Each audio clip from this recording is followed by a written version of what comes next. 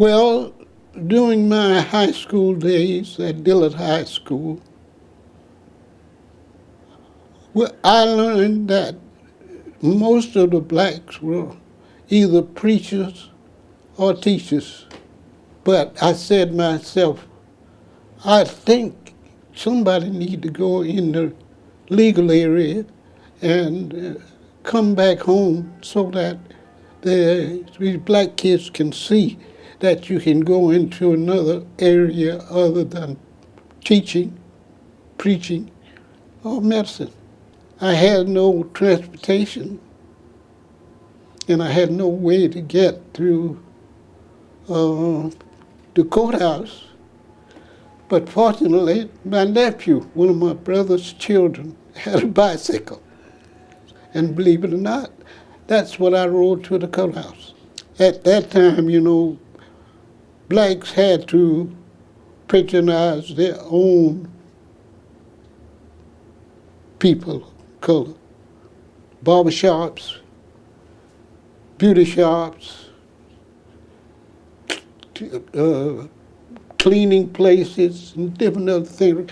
Restaurants were owned by blacks, and a lot of blacks did very well, really, because of the segregated system. And to tell you the truth, I would drink out of some of the plain fountains labeled colored and black, but nobody ever said anything to me, or do I know consciously, or something that I could put my finger on, where I was mistreated when I started practicing law, really, because all the judges seemed to be very fair, and I knew when a good decision was made and when it wasn't. Florida was a typical state of itself. Now, as you know, I spent most of my time in Washington, D.C., and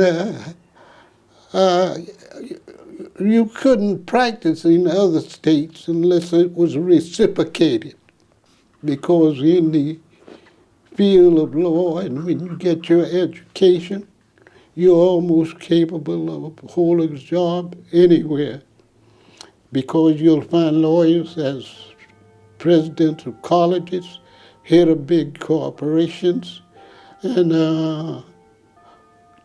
participating in almost any high-level profession. When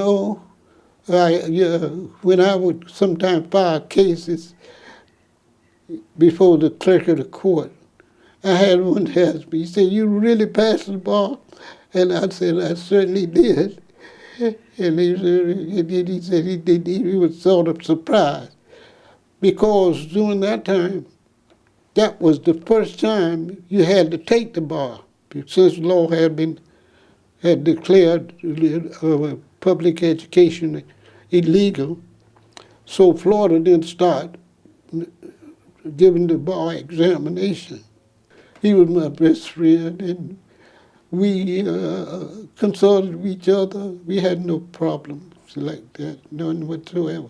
In fact, T.J. Reddick's house, or home, was right across from where my sister lived.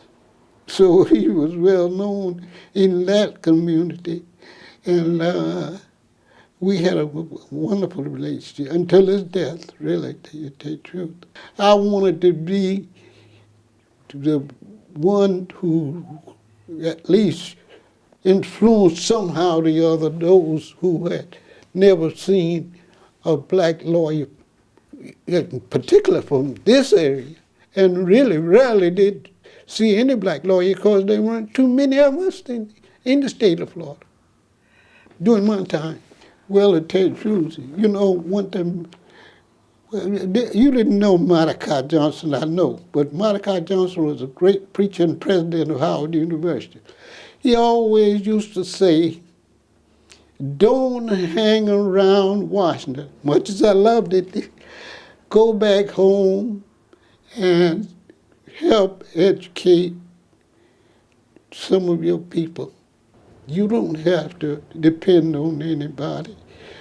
You set your own goals And that way you are able to uh, do most anything and participate in any activity or whatever you desire or whatever your good mind leads you to do. I love it. I would say that if it's anything that I would want them to remember from me by is the fact that I went to Dillard High School, and there I was imbued with a talent and a feeling for being proud and black. And I always like to give this man credit for part of my foundation. The elementary school is named after him now. It's Clarence C. Walker. During the time of his principalship at Dillard High School, he always told the black child to get your education and be proud that you're black. Stick your chest out, walk proud, and do your best in everything you do.